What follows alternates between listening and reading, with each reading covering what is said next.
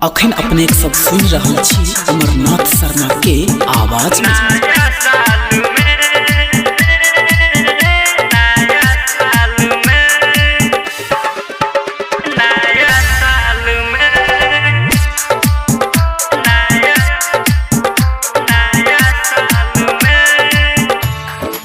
Recording by उजाला music Raghopur Sakri.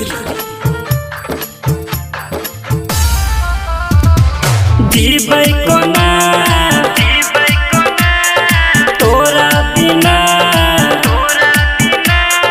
जीबै कोना तोरा बिना, इंतजार में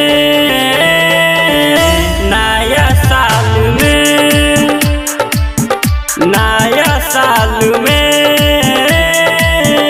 नया साल में जीबै कोना